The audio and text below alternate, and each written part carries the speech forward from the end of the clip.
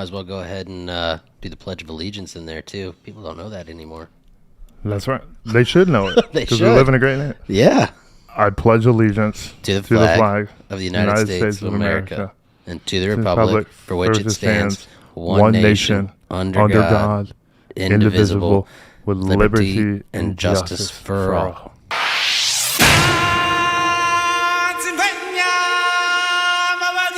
Subscribe and share to support the Shall we show. head to my favorite planet in the galaxy? The planet of good vibes. The planet of good vibes. The planet of good vibes. The planet of good vibes.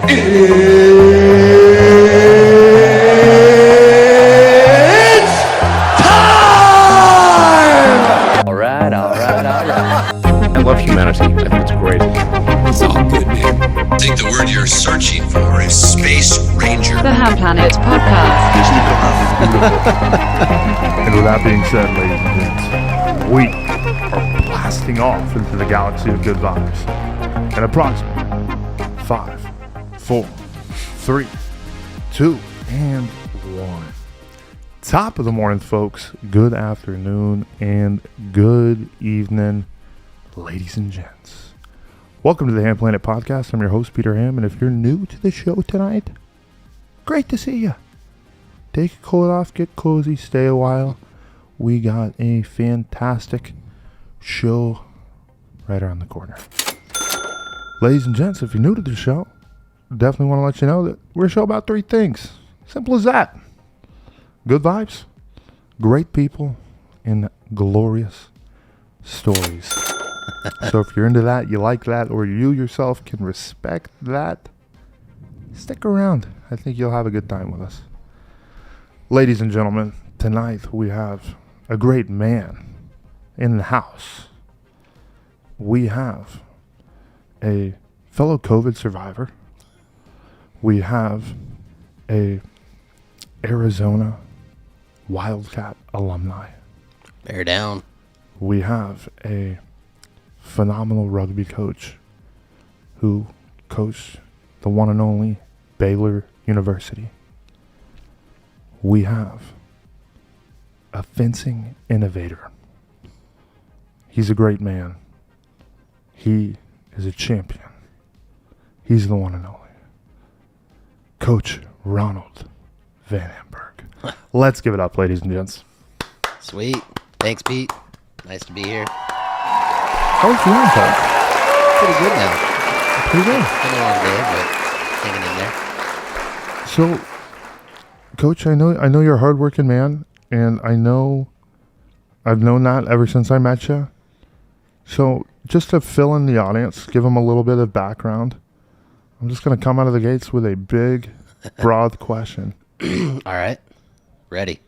Hit me. What is the story of Ronald VanAmburgh? Oh, man. Where does it start? I Start where you're born and raised. was born in a test tube. Really? Yeah. Born in a test tube. So Mom and I, super close. She says I was her little miracle baby. Love that. She had 4 or 5 miscarriages before me, and then I was actually a triplet. So No way. if you could imagine 3 of me, only God knows what we'd be doing these days. So, That'd be an unstoppable force. so I'll just say it's Darwinism at its finest, survival of the fittest. There's only one that made it to, Yup. full term. Right. Probably for the best. I don't know if my parents would have lived or survived. 3 of you would have been a lot, Coach. Yeah. I mean, we might not have been very tall, but man, we would have been causing some hell. Amen to that. So then, kind of grew So up. you were Oh, go ahead. born as a blessing.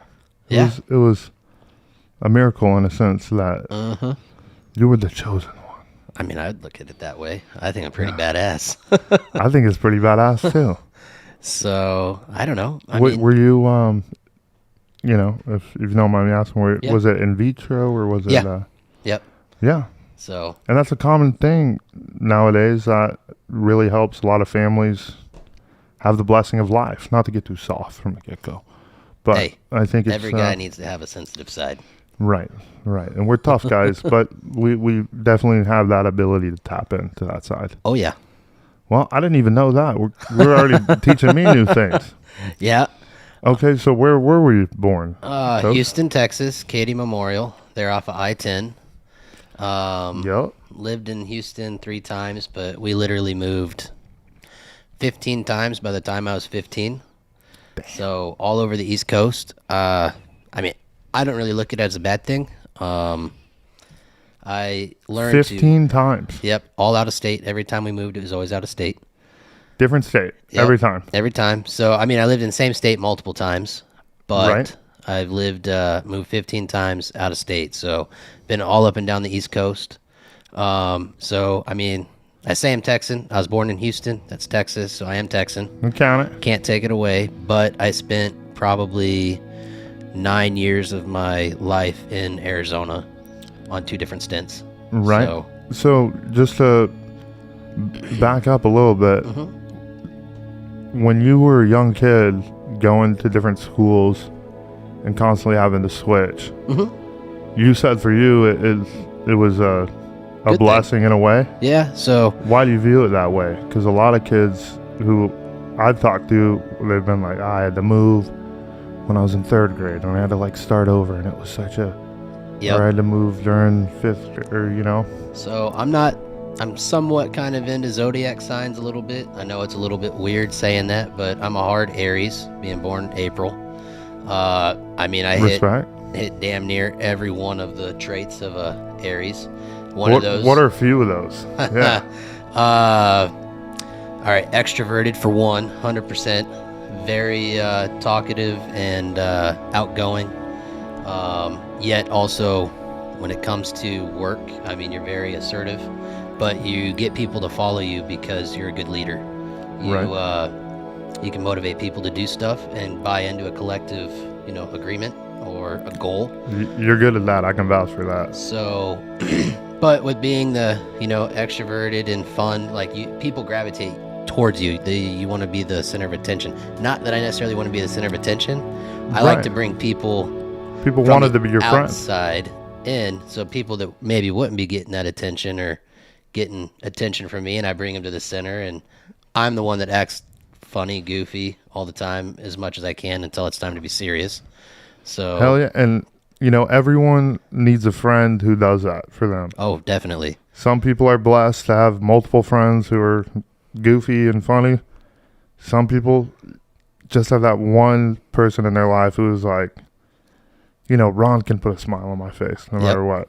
And then there's also the other group where it's like they don't have that person. And they need an Aries in their life. Yep.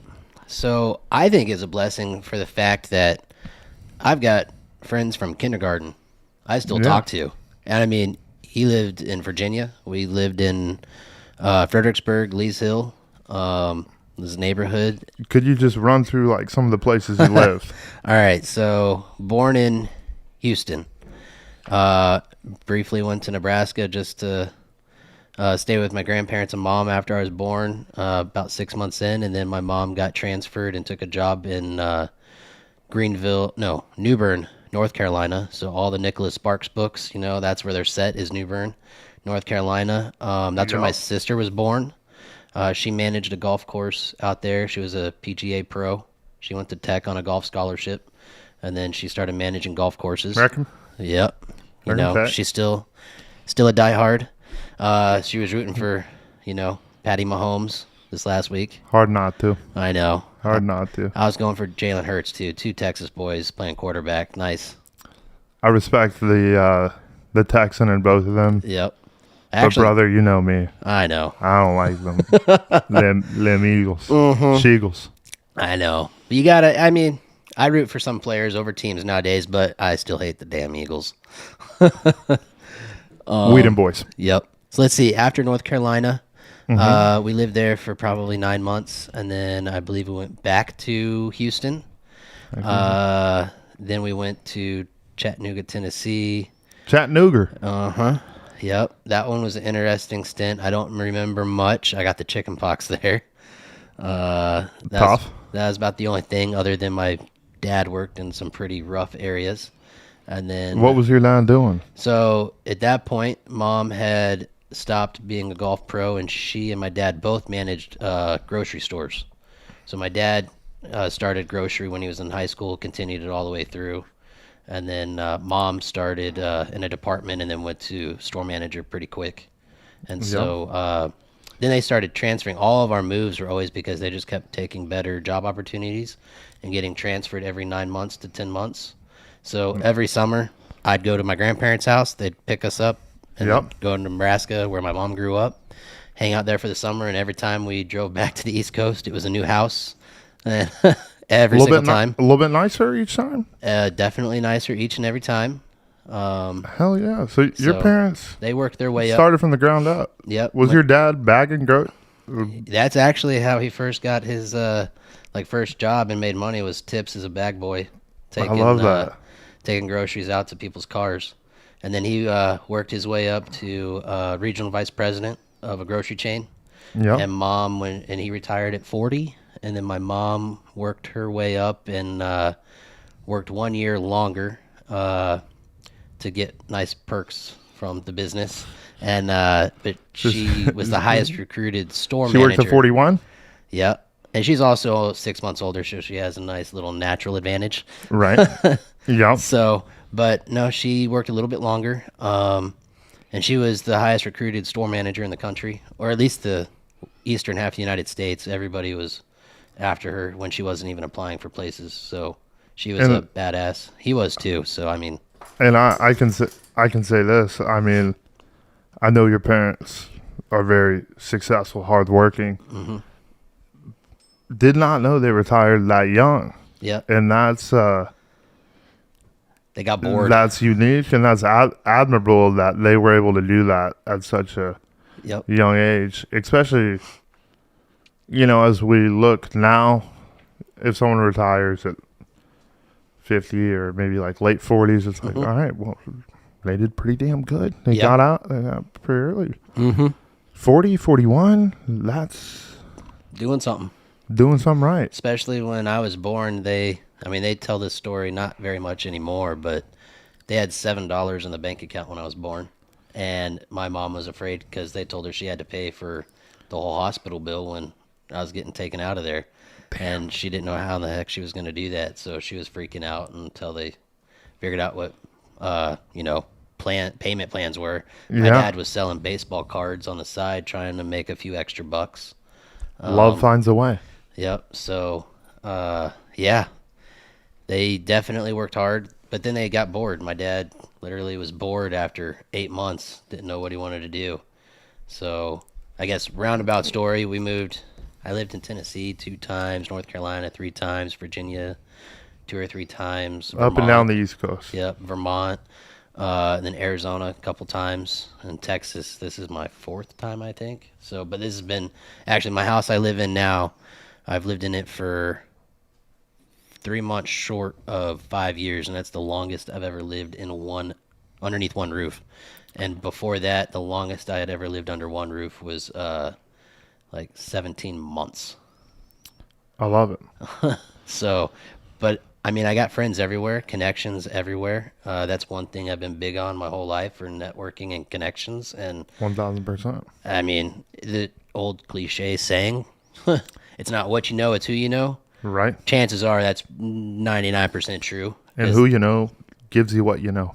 Exactly. And School of Hard Knocks definitely gives it to you.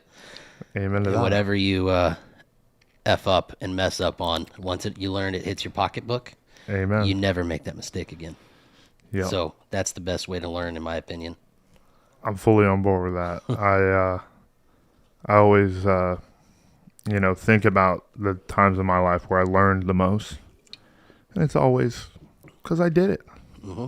I done it. I've been through it. I've experienced it. I ate that raw snail, or I ate a worm. You ate a worm. When did you eat a worm? I think I was in. I hadn't even started school yet, so it's like the snail is an actual dish, like in French, Italian cultures. Yeah, I won't ever eat that worm. Oh. That's what you use for bait. Yeah, well, fishing. I'm a big fish. You're a big fish. Okay, Coach. So, all up and down the East Coast. Yep. And then rugby found its way into your life. And I know as your rugby journey progresses, that's how we were able to get to know one another. But how did it start? Let's see. How did Coach Ron get into rugby? So, honestly, started with a lie. I don't take too much pride in that, as I try not to lie too much at all. You're an ethical man.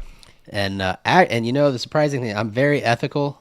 Right. However, my friends in college would all disagree because they don't. I guess I was a little bit crazy, but they always are like, "You being ethical," and I'm like the most ethical person out of everybody. Right. But I'm also the fairest out of all of them. That's why I like you, Coach. Yeah.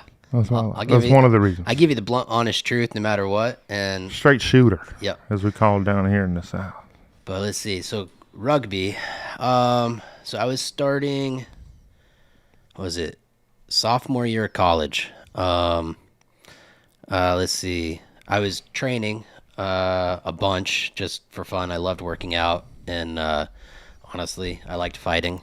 What guy doesn't? Nothing wrong with that. Doesn't. So I was not all guys do. No. Nowadays they don't. They should. Or I mean, you got to be able to handle yourself if you get in a tough situation. I absolutely agree. Men should take pride in being able to defend. Correct. Being able to protect, I guess, would be the best word. That yep. It's sometimes sad to see that the art or it's disappearing in some people. Other people, not so much. Right. Other people, they're all about it. And I'm big on the man being the protector. Man. The hunter. Yeah. The get shit doneer. Not backing down from anything. At 1,000%. So. Okay, so we had that mentality. Yep. So I was, oh man. Ironically, I never drank or did any drugs in high school. I think I had one sip of a Corona in high school. That was it. Never did that, but I partied a lot. I snuck out a ton. I was just the driver for everybody. Hey, nothing wrong with that. And then I got into a few fights, never got in trouble. Usually, I actually got into fighting more or less because of my sister. I've always watched out and taken care of her. So she was born and had a few, or more than a few, learning disabilities. Right. So always been there to watch out and make sure people don't bully. I hate bullies. That's one thing I don't tolerate. Right there with you. So all the fights I actually So you had to teach them lessons. Yep. So all the fights I ever got in growing up were kids defending your sister, picking on her and picking on some of the people she hung out with, which just does not fly. And don't fly with me either, Coach. I mean, I think high school, by the time I got to high school, it happened a lot when we moved around, but when we got to high school, because we stayed there for all the years, that was one deal our parents made with us, is whenever we got to high school, we would not move, which was nice. So yeah, that's definitely have a little stability. The most fundamental time of where you want to so then be together, have a community within your high school. So then I kind of made friends with everybody, which is nice. I mean, I was that guy that had a friend in every single clique. It didn't matter if you're the skater bros, the SRH kids, the jocks. Wait, what's the SRH? Oh, okay. Out in Arizona, it's all those kids that wear just like the old, just black everything, black like massive parachute pants. Yeah. Texas, we call them devil people. So SRH was one of the brands of the shirts they always wore. No offense if you're in that ain't my thing, but yeah. I know you're talking Gothic. Yeah, exactly. Right? Yeah, that's the way to put it. Right. And so, but I had friends in every, like art, theater, soccer. I had friends in every group. Football, meatheads. And so, for the most part, I was good friends with everybody. And when they learned that she was my sister coming up, nobody really messed around with her except for one time. And the one time I did get caught in a fight was the locker room, and my coach was pissed. But I ended up, this is a unique one, kind of nice. Let's hear it. I found somebody stole my iPod I got for my birthday. But hell no. Oh, yeah. Don't touch my iPod, buddy. Had my initials initialed in the back. Oh. Thankfully. Hell no. So, but come to find out, my buddy on the football team, he figured out who stole it.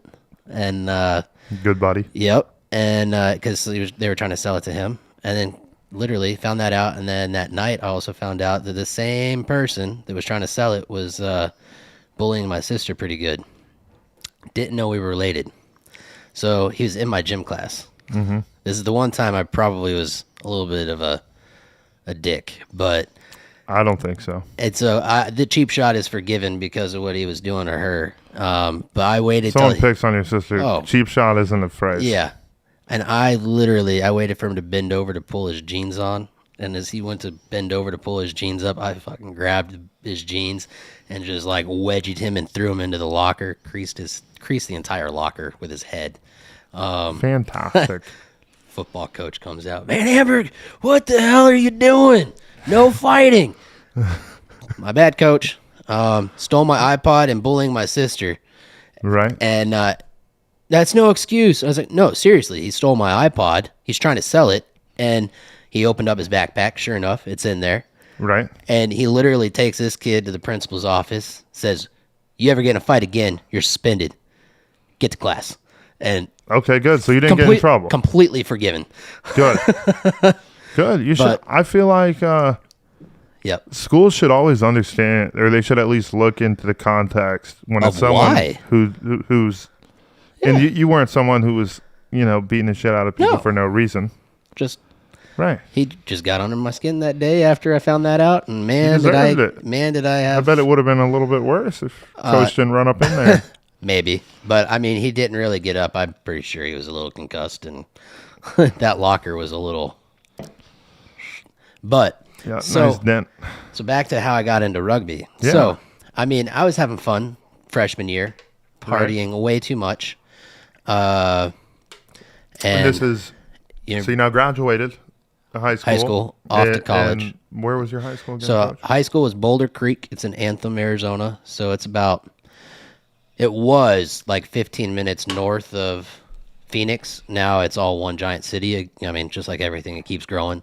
Right. So when I lived there, it was the fastest growing city in the country. Phoenix was, and the neighborhood we lived in was at the time the largest neighborhood in the country. So we had oh man, I think there were 1,200 homes in this neighborhood with 3 elementary schools and a high school that fed it. And the high school was only the kids that lived in that neighborhood. I mean, we were when I graduated, we were 5A1. So, okay. And I was the first full class that went through high school. So when I started high school, there were freshmen and sophomores and nobody else because it was brand new, which was interesting, but yeah, that's kind of cool at the same time. 1,000%, yeah. So we weren't the best at sports at that time because, I mean, you're literally... Everyone's young. Yeah. We were playing varsity with sophomores and juniors, and... Yeah. Were you playing rugby at high school? Nope, never even heard of it. Okay. I did... what'd I do? I played soccer, a little bit of football, ran track. I did the field events. I was a long jump, triple jump, shot put, and then I was... Love shot put. Yep. Ran the 400.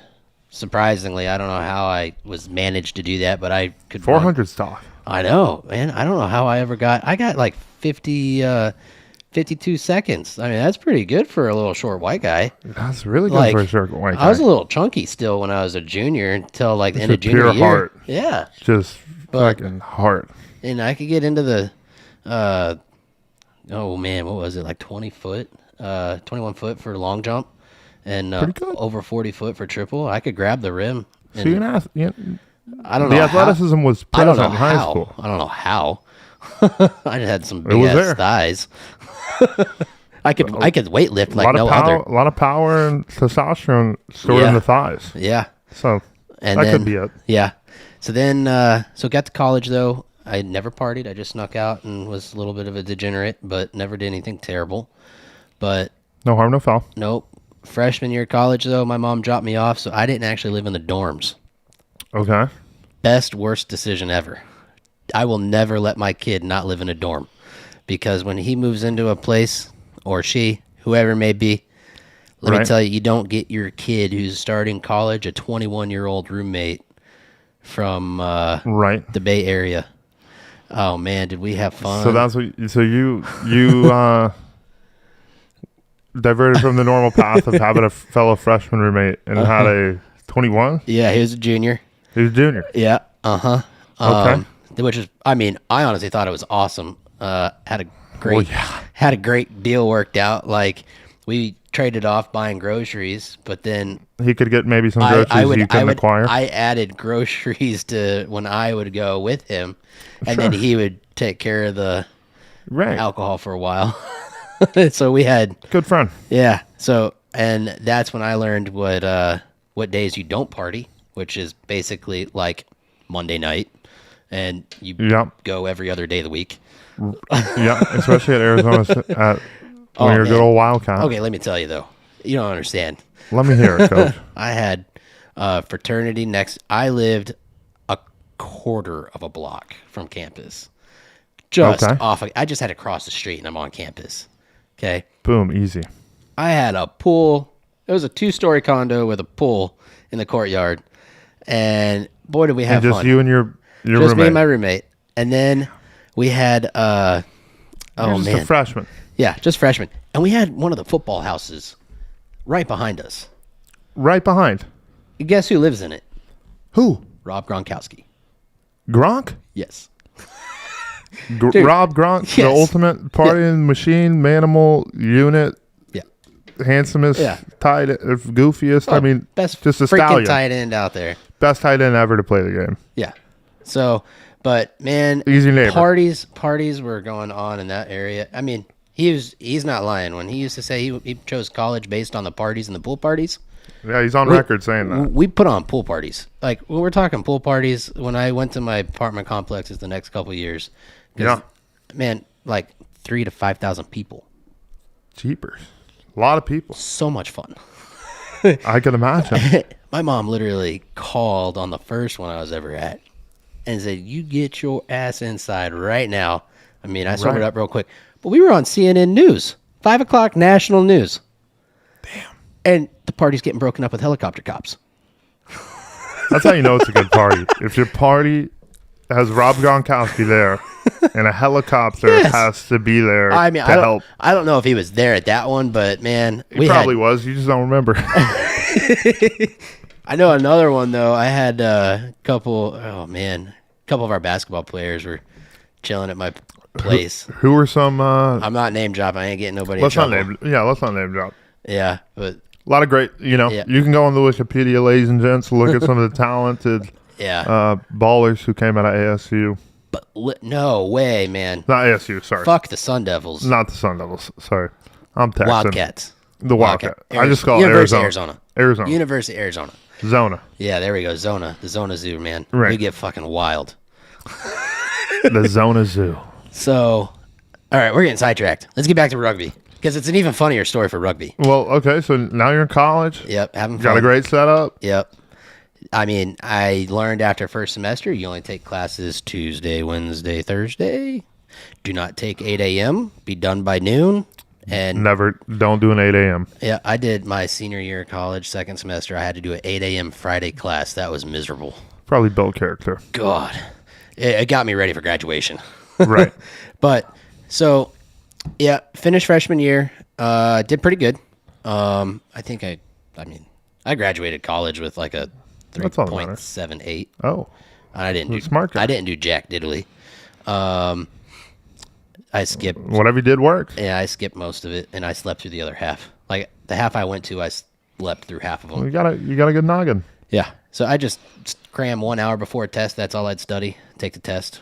That'd be good. Well, not all of us are as blessed as you, Coach. I also did business management. Let's not blow it out of proportion. But you weren't Arizona, engineer. But Arizona at the time, our Eller School of Management, we were ranked top 5 in the country, private or public, for undergrad.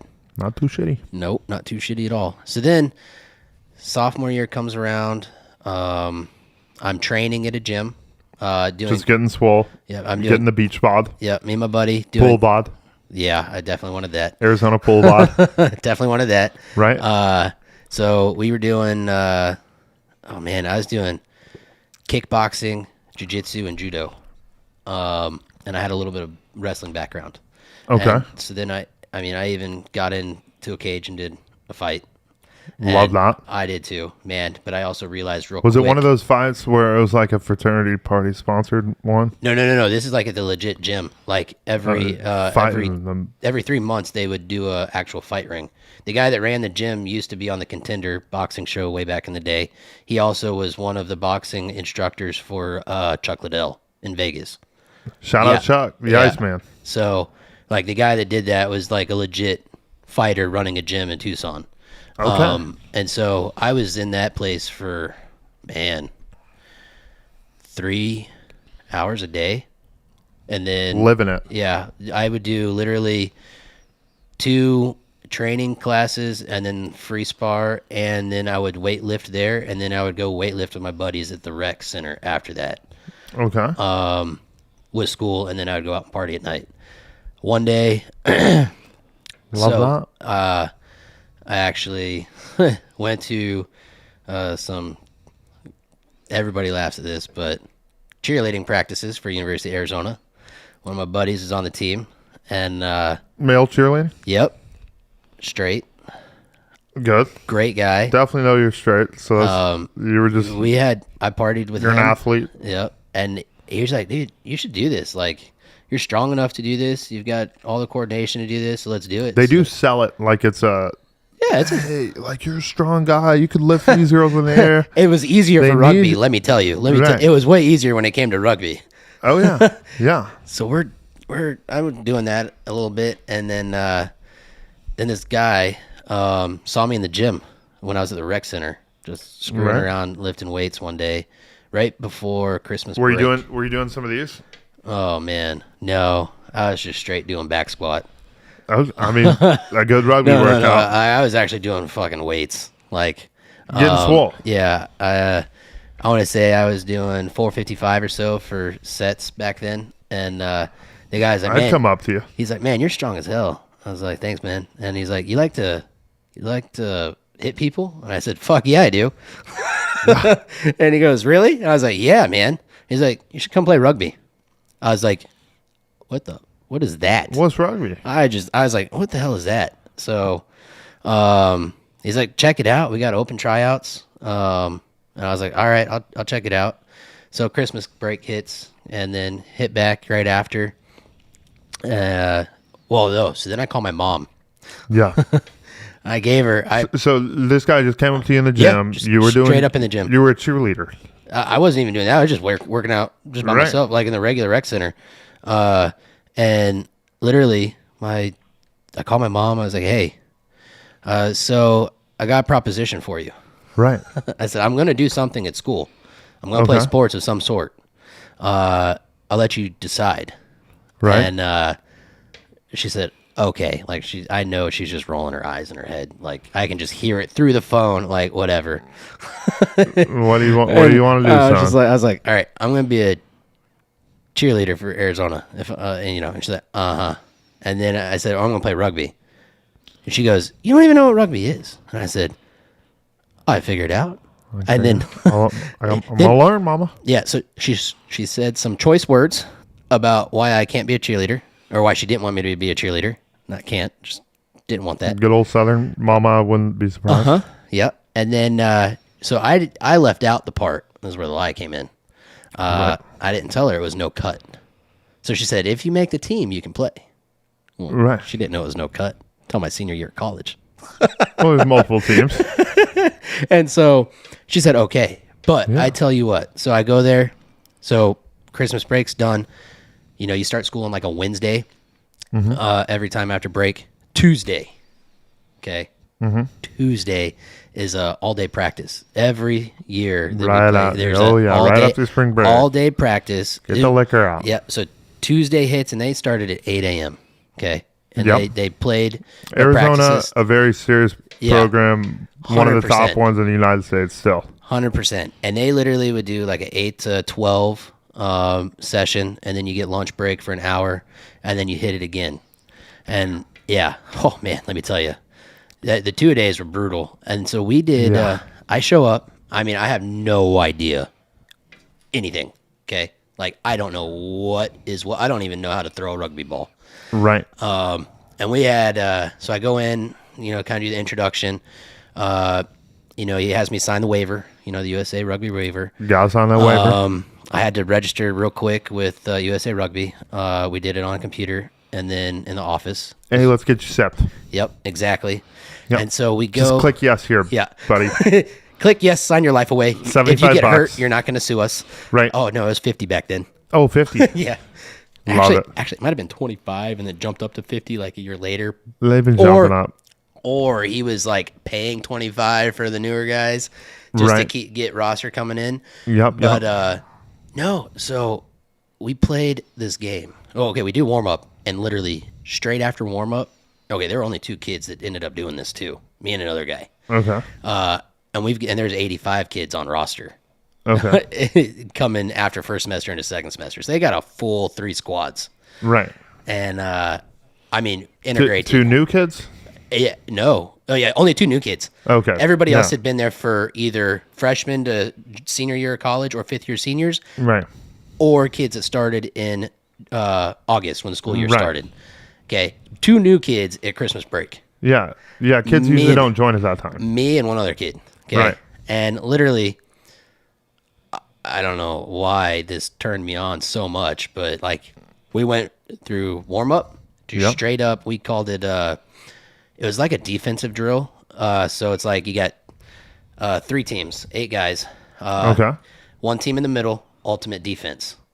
Coach throws the ball into, so you got like 10 by 20, 10 by 20 grid.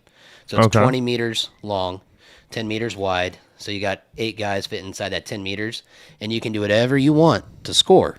But that team in the middle cannot let the team with the ball get over that middle line. So, right. Okay. And if they do, turnover. But if they tackle you before you score, turnover.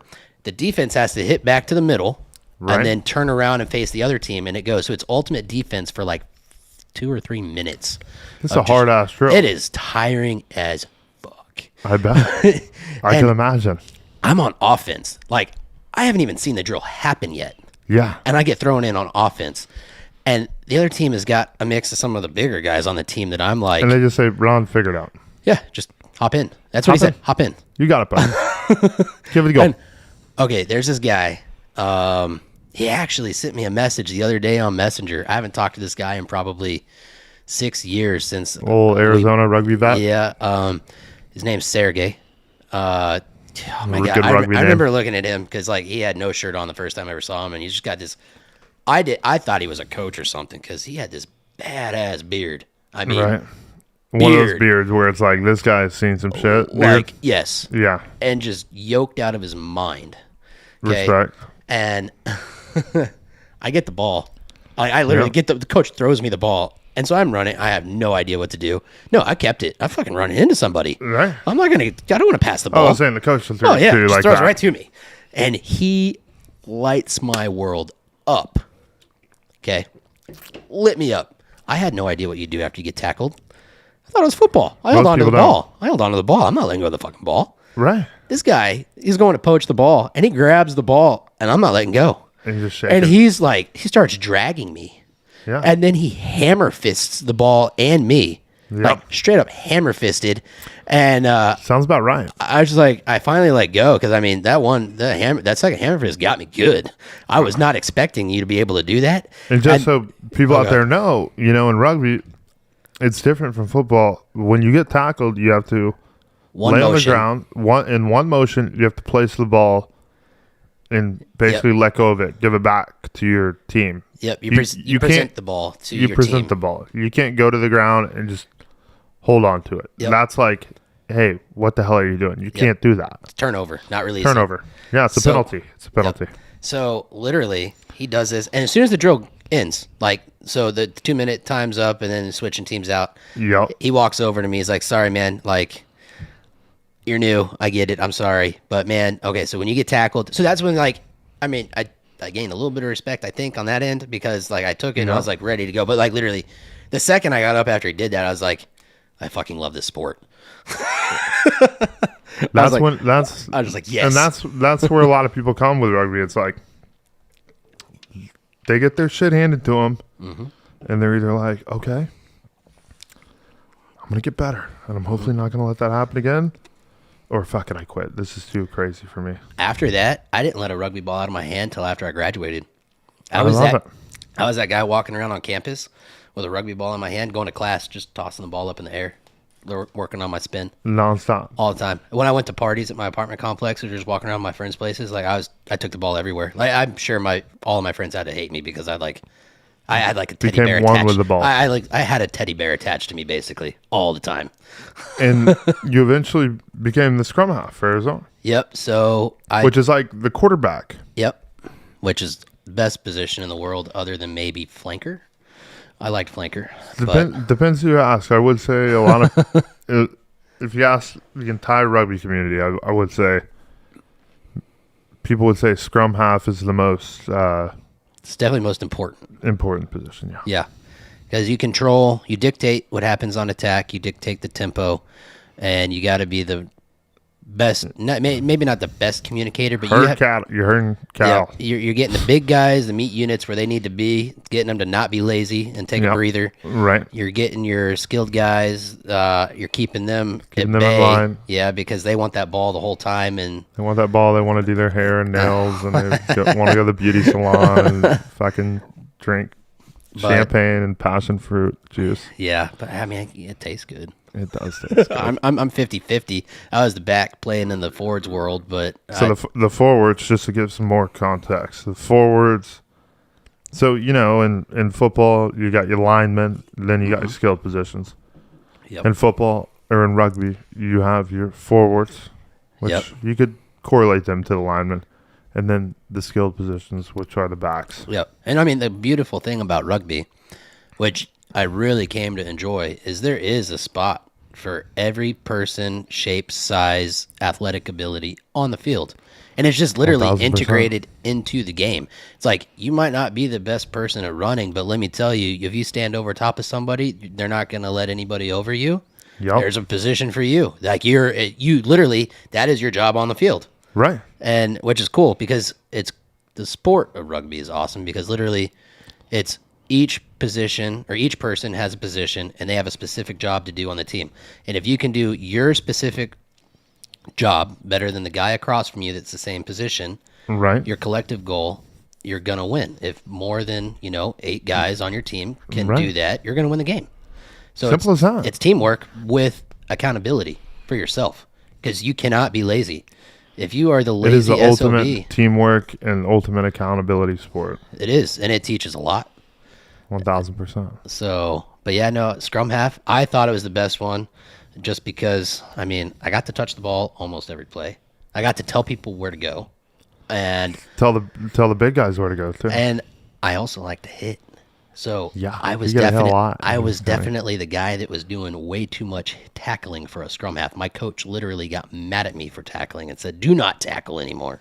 Right. Well, you don't want the scrummy getting tied up into that. That's the forward's job. So I started playing rugby. That was in January, like the second week of January.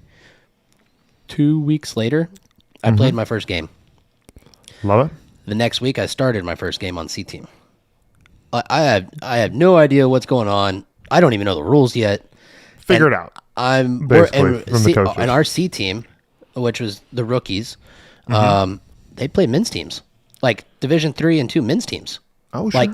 Like not just other teams, because no other schools in the area have remotely enough people to field 3 teams. Right. So we were enrolled in the division to play men. D3 men's, probably. Yeah, that was cool. So, hell yeah. And that's kind of neat because while you're playing, you're also learning the game. They're helping you learn the game as you're playing. Right. But you're still 100% going at it. 1,000%.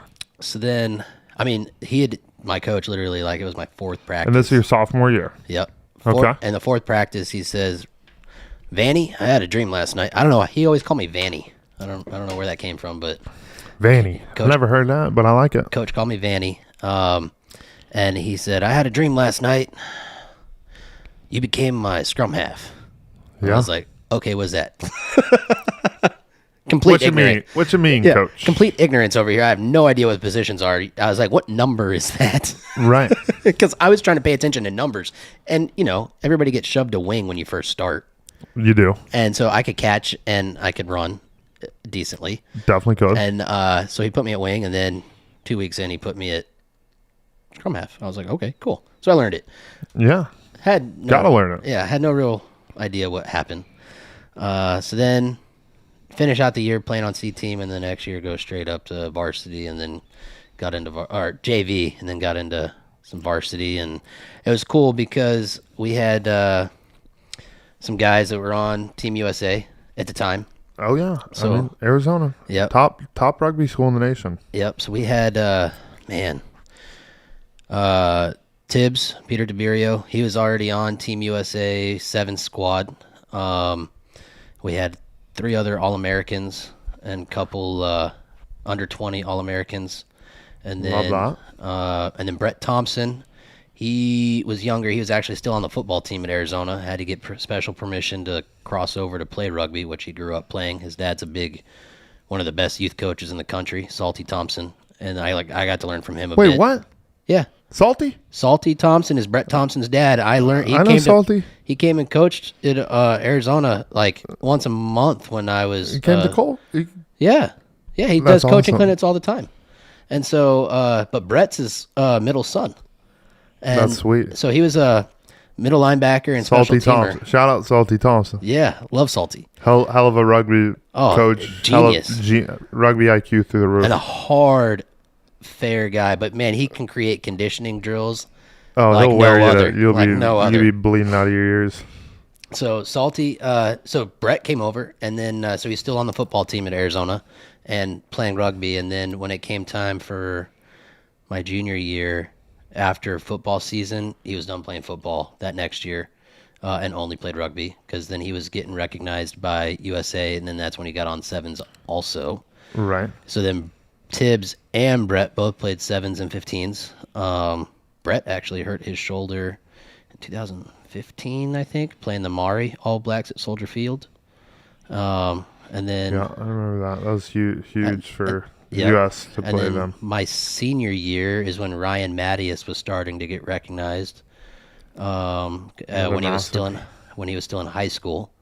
So I mean, we had some pretty neat players coming up in my time period. So I had some really good guys to watch, surrounded by the best at Arizona, which is awesome because then you start thinking about it. It's like, man, I got to play with that guy. I mean, Brett went to the Olympics, right? Scored the first try for the U.S. in the Olympics. So, I mean, that's pretty freaking awesome. That's a dream for any rugby player. And then then some guys that were in the Olympics, I've been trucked by. Danny Barrett destroyed me. I didn't feel so bad after he started doing it on an international stage, but man, he trucked the absolute hell out of me. He's trucked a lot of people. I know. I didn't feel so. I mean, he took it on a freaking line-out turnover from us, which we didn't lose many line-outs, but we were playing Cal. Yeah. And, I mean, he took it right up the gut, and I thought I would square up on him, but no. I lost. Yeah. Look up Danny Barrett. But he lost weight from his, junior year to senior year of college because he wanted to play Still ran 7s. hard, though. Oh, my God, yeah. But when he lost some of that weight, I think he dropped 25, 35 pounds. And then, I mean, he leaned out. Oh yeah. He's a monster. Yeah. So Arizona brought the game of rugby into your life, Coach. Yep. And then my coach is probably what solidified it. Probably he's. Who's the coach? So Dave Sitton, he was the coach. Shout out Coach Dave Sitton. Yep. So he passed away. Oh man, 2 years after I graduated. I mean, that guy was a absolutely awesome coach. I mean, that's what basically gave me my quarter life crisis and made me look at life a little bit different and change my trajectory of what I was doing. Right. We need those. Yep. So when he passed away, we all got messages galore going out. And, I mean, I want to say 300 or 400 guys that played at Arizona showed up to Tucson within 2 days.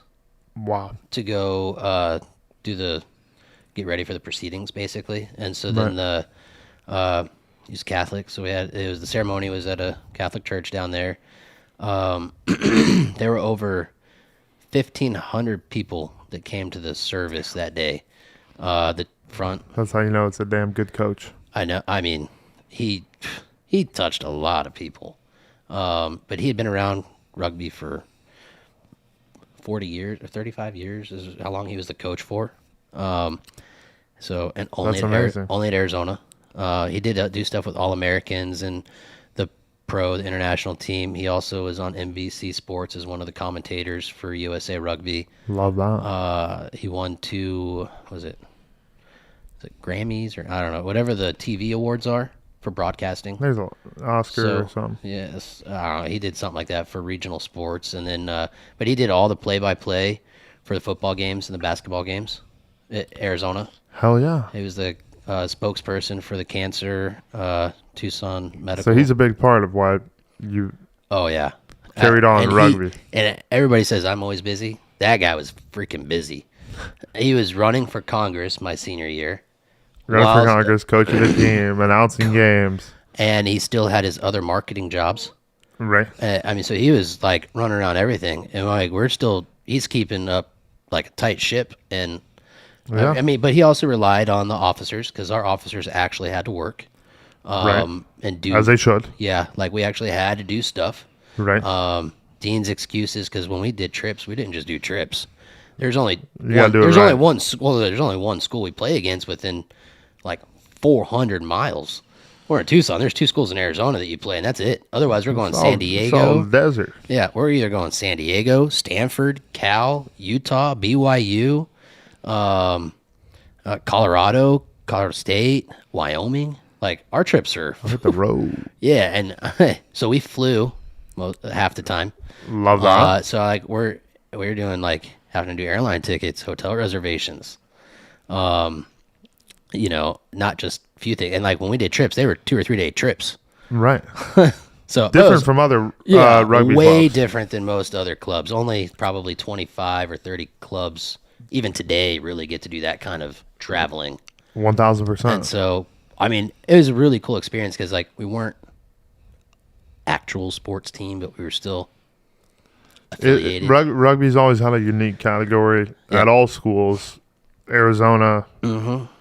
Definitely, from the outside looking in, always has been a top program. And actually, last week we just had an article on our alumni page. We had a donor donate. Oh man, I think it was over $1 million to our endowment, and so now we've got a lot of buckaroos. Yeah, so now we got athletes we can start giving scholarships to. Hell yeah! So that's rugby the next needs step. More scholarships. That's the next step, and then they're also redoing our sports. We already have a really good sports field for training and one for games. Now they're updating. I believe it was another field for us to train on because it was the intramural fields, but we had rights to it. Anytime. I'll say this. Rugby. I mean, we've talked many hours, you and I, Coach, about how it's such a great game and how it has a great impact on people's character and young men's development, toughness, work ethic, accountability, ultimate accountability and teamwork game. Yep. Universities need to get behind it and need to see the value. Some are fully behind it. Some kind of view it as a foreign game that's a little different, and it's not a top priority, but it should be. But the culture is where it really is one of a hits kind. home. Yes, because I mean, we all played other sports. Yeah, everybody through college, football, basketball, baseball, they're out for themselves to get to the next level. Right, they want to get paid. 1,000%. Rugby players don't get paid when they go pro. Not much. They just want to play. Yeah, and for the love of the game. Exactly, and the culture that gets behind it, it's no one's bigger than the team. Otherwise, you're not going very far. And everybody, you have to work together. If you don't, you lose. You suck. Nobody wants to suck. And don't like sucking. I mean, I love the fact, because I mean, I played a bunch of soccer. I hate the idea of yelling at refs. Me too. And watching pro soccer, international level soccer, going and berating the ref. I hate it. Whereas rugby, you might completely say one disagree. thing to the ref, your ass is grass. Yeah. And I mean, you might completely disagree with the ref on a call, and you can show frustration, but he still says, yes, sir. Right. And backs his ass up. If people would learn that growing up, yeah, there would be a lot less problems with people in the world. 1,000% agree. But that's because everybody's grown up without actually being disciplined these days. Gotta have opinion. Discipline. Sorry. I mean, it's true. A lot of people are missing an element of discipline in their life or from their childhood. Yeah, and a rugby coach is a great person to instill that if you do it within the confines of the game and the culture. And 90% of the and it's within a game too, which gives it that element of like, okay, we're playing a game here. It's not just BS. Right. We're not talking out our ass. Like, we've been there. We've been done it. We've been degenerates. Oh, yeah. But you learn to be better because of it. 1,000%. So, which is why I love it so much. And we both love it. I'm sure we could. Yeah. We could probably write many novels on it. But real quick, we're going to take a quick commercial break. Ladies and gents, we will see your beautiful faces here in just a second. Stick around, get cozy. We'll see you in a second. Ladies and gentlemen, welcome back to the Good Old Hamm Planet Podcast. We're having a hootin', tootin', boot scootin' night. We got a little good old George Strait on in the background. Or now it's actually Ronnie Millsap, Prisoner of the Highway. Oldies, brother. I like country oldies. Do you like country oldies? Uh-huh. They speak to the soul, yeah, I would say. It was good music back then that tells stories. Yeah, 1,000%. A lot more storytelling and a lot more like skill. Uh-huh. You know what I'm saying? Like they were singing. Yeah, not auto-tuned. Not auto-tuned. Not that everyone's auto-tuned nowadays. T-Pain definitely abused it. Yeah. But it got me hooked. I like T-Pain back in the day. Love with a stripper. Or Buy You a Drink. Buy You a Drink was like my number one song on my iPod. Hey, Rocky, stop. Sorry, ladies and gentlemen, we have a large Texas oversized weenie meat hound, weenie, just scraping the couch. Animals do weird, unusual things. Okay, brother, so we were talking about the rugby journey. Uh-huh. And we capped off talking about your great experience at Arizona. So much fun. Legendary time. Yeah. Too much fun. Well, hard to have too much fun when you survive that. Yes. Brother, I know it continues. Uh-huh. So where do we go from there? What was our next step? Let's see. So after college, right? Graduated, moved to Tennessee, to Knoxville. Shout out Knoxville. And then home of the Volunteers. Volunteers. Yep. Peyton Manning. Peyton Manning's home. Jason Witten. Love that. And then a lot of great talent. Yep, and Alvin Kamara. Yep. Hope he's okay. He got in a little trouble today. Yeah. Yikes. ESPN notification went off. Yeah, I was just doing that. That's all right. We're not here to... Y'all can check Sports Center. But we're not here to report the news. But let's see. Sometimes. Occasionally. Yeah. So then I worked out. So actually to end college... Yep. I got my 10th concussion, and that 10th. Yeah. 1, 2, 3, 4, 5, 6, 7, 8, 9, 10. Yeah, it was concussions. A few. It was a few. Ouch. So yeah, they told me not to play any more contact sports. Ooh.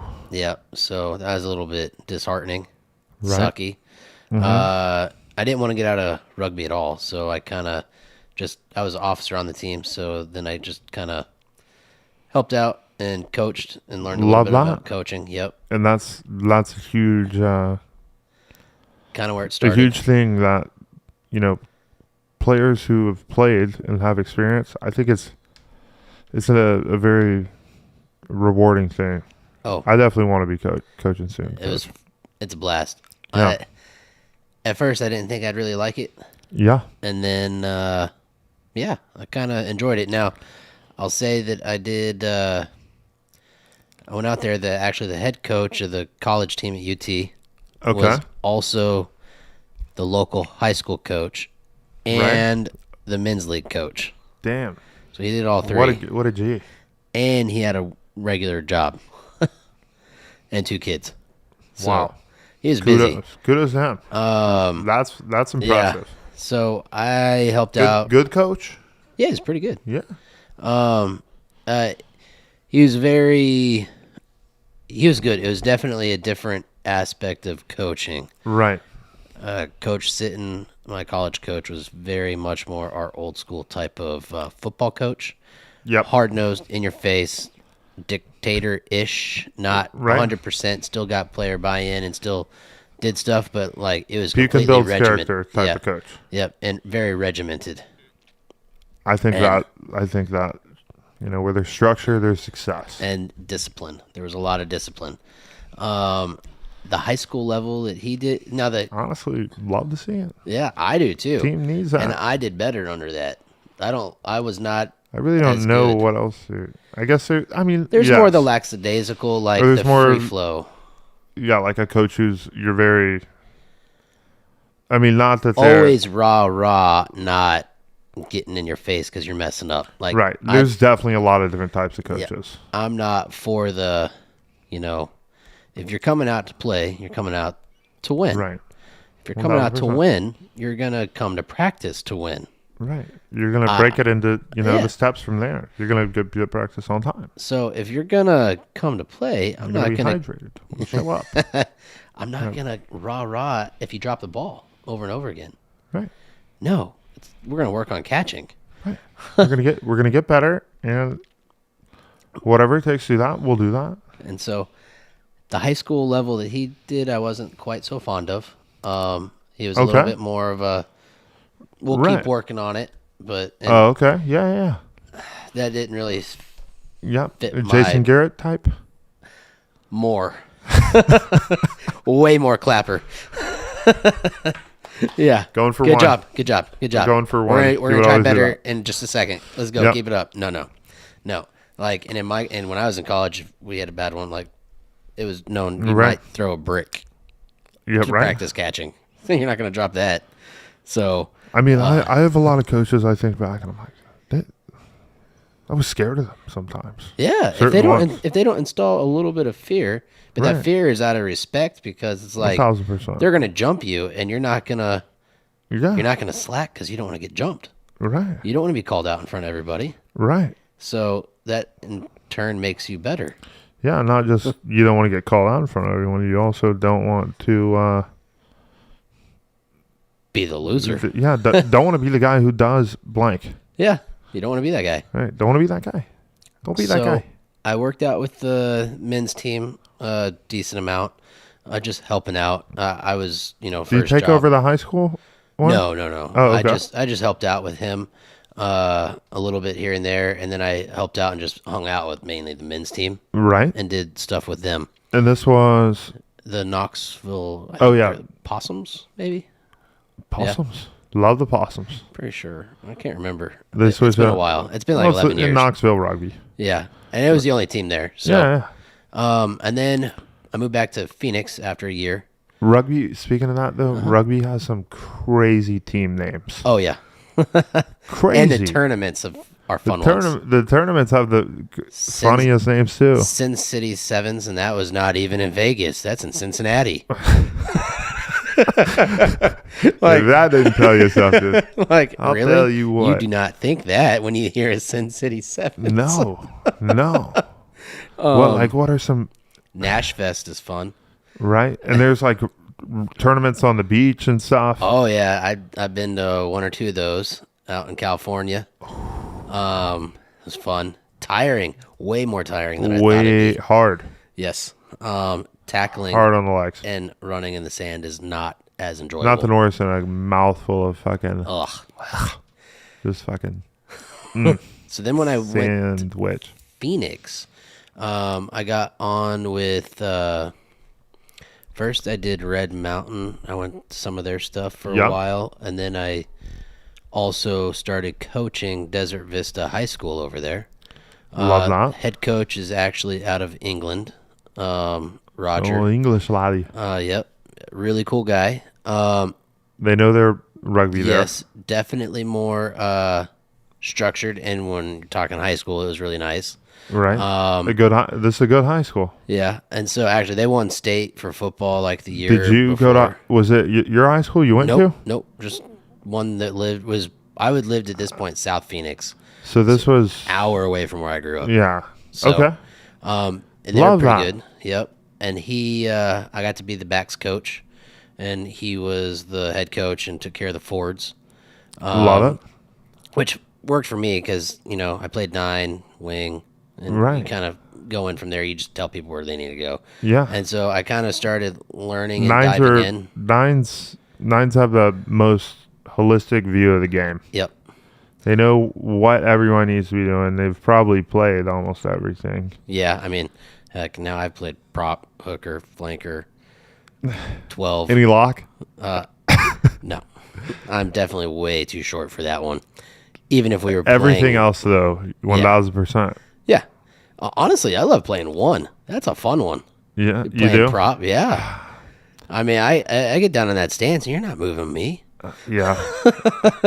And for me, I'm not a massive fan. No, well, yeah, that's a long ways to bend at your waist there. right, I'm big, tall bastard. Yep. Or not as tall as maybe some. You got the thighs that are getting in your way. Right, that's true.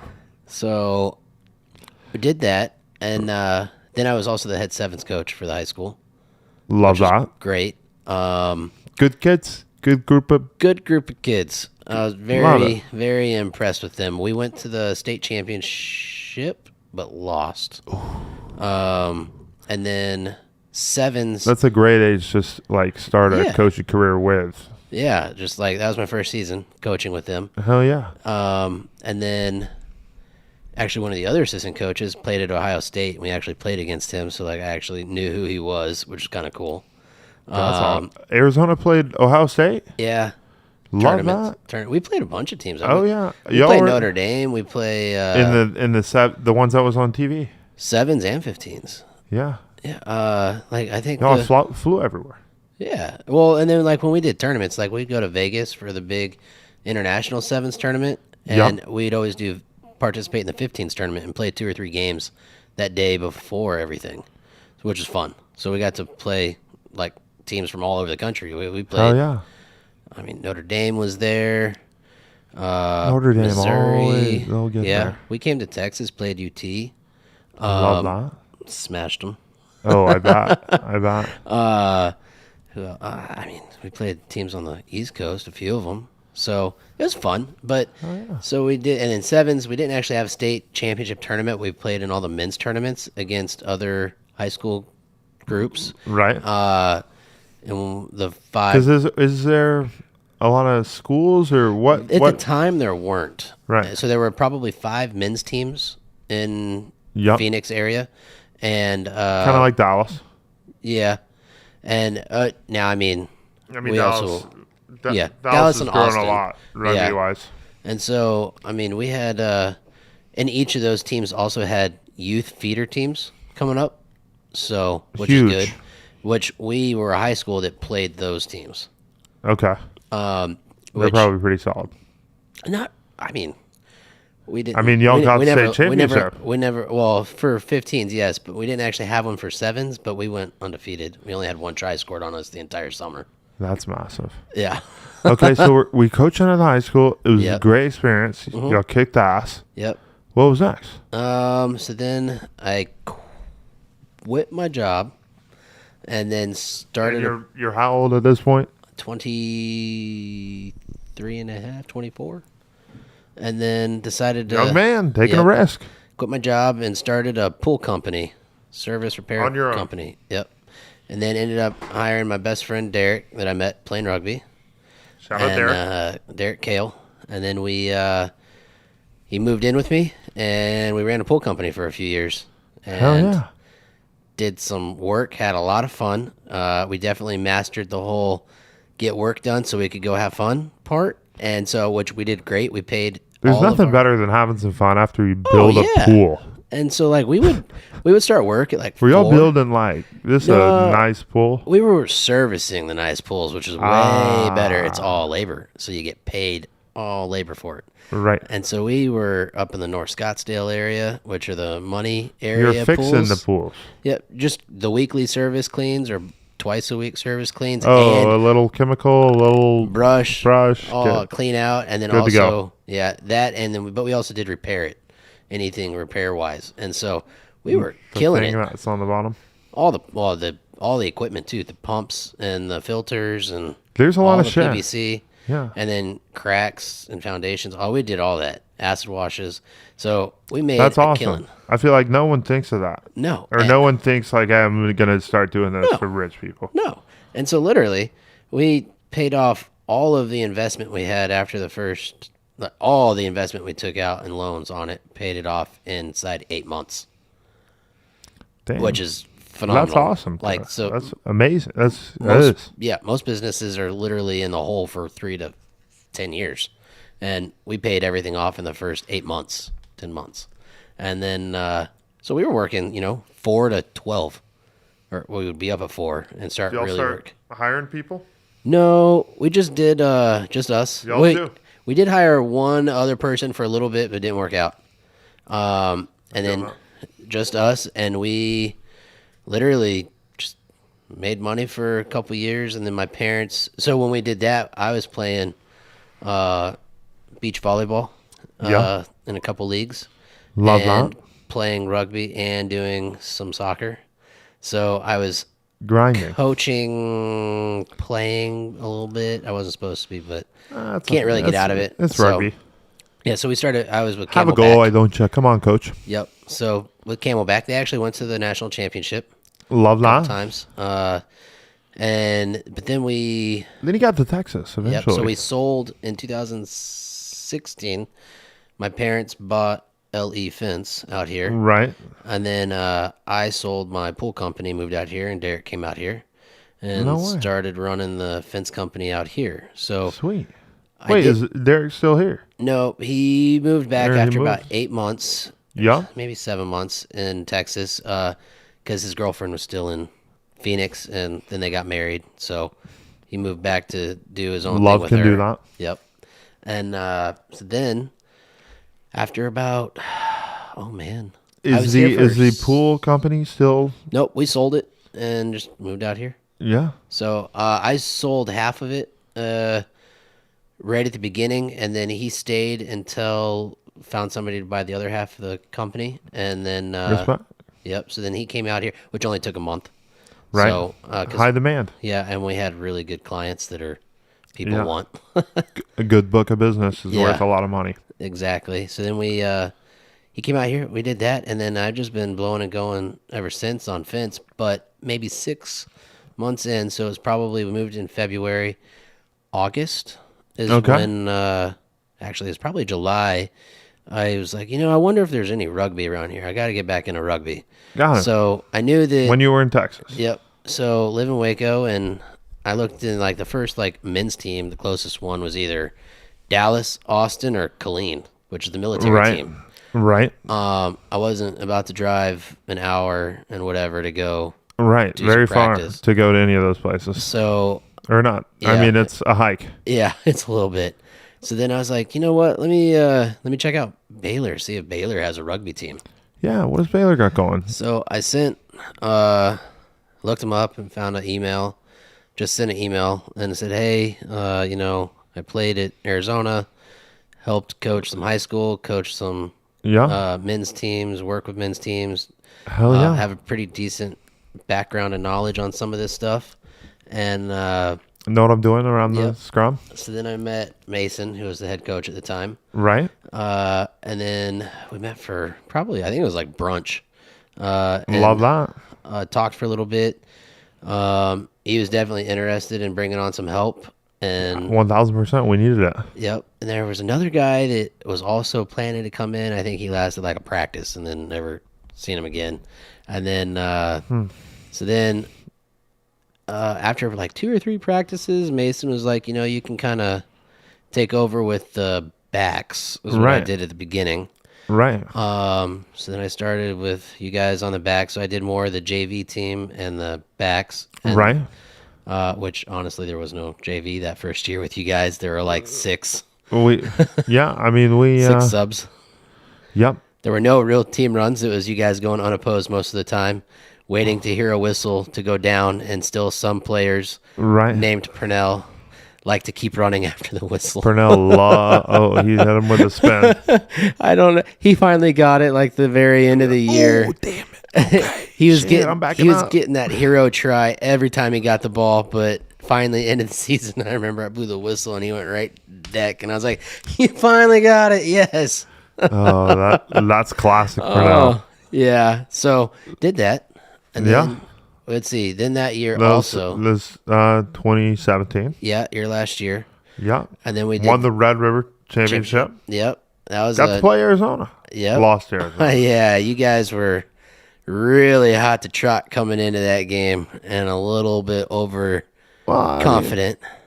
Sure. I tried to bring you guys down a little bit. I mean, you know what? We had a damn good year. You did. And then we made it farther. I mean, we were one of the last 8 teams. Yep. So, and they were also already a little bit salty. Because we pulled out of the Vegas trip that year. We were supposed to play Vegas or play them in Vegas, so they came with a vengeance that game. And but there were also some really good players. We were even. Yeah. I mean, we were definitely the one program that was left that was like, hey, the school, or we don't have the alumni or school support that any of these definitely teams have. Yep. And I mean, in Arizona had Rogers brothers, Dante Weeks. They had All-Americans. Bunch of really good talent players. That was getting primed for the national championship fought run. My ass off that game. There were some big hits in that game. Oh, yeah. They definitely got the score line, but there were some major hits delivered by Baylor. 1,000%. So we were hard nosed back then, and I like that. It was very smash mouth in your face rugby, as it should be, in my opinion. Agreed. Then what did we do? That's what the game's all about. Exactly. Then we got to sevens that year. Yeah. And we went to OU for that sevens championship weekend. Oh yeah. That was miserable. Was that so kind cold of your and first time, like in as Baylor head full coach? Saddle. Yeah. Right. So Mason gave me the entire sevens team. It was a monsoon up in Norman. It sucked. And we got there for the first game. We were going to be one of the first games for kickoff, and it was like May. Monsooning. And it was cold as all get out. It was like 40-something degrees. 40 degrees pissing. Yeah, I mean, there was standing water inches in the middle of the field when you get tackled. You guys thunder every second. Yeah, and they postponed it. Like that first match was supposed to kick off at 8:30, and their first match didn't start till 3 or 4 in the afternoon. We went to, was it Dickey's? Right. Or I'm pretty sure it was Dickey's. I remember saying, we were let's eating go to lunch Dickey's. at Dickey's and just passed out on the benches in there until we got closer to game time. We had to do what we had to do. Yep. That was a battle of a day. Yeah, and then we did that long drive back at like 2 o'clock in the morning. Battling. Oh. Yep, never will forget it. You were the only one that stayed up with me. Oh, of course. Because I was the only one that could drive. Right. In that van of 12 wet, stinky people. Stinky. It smelled disgusting. But you stayed awake. Everybody else passed out. I'm big on... if I'm riding in the car with someone, I'm staying awake the whole time. Yep. Like, even as an adult, if someone else is driving, it's hard for me to stay or go to sleep. And there are some fun stories. 1,000%. 1,000%. Stu was definitely keeping his eyes shut so that he didn't have to partake in any of this, but he was in the driver or in the passenger seat, just like shaking his head, like, "Oh my God, you guys are crazy." Oh, Stu. Stu's so good old Southern man.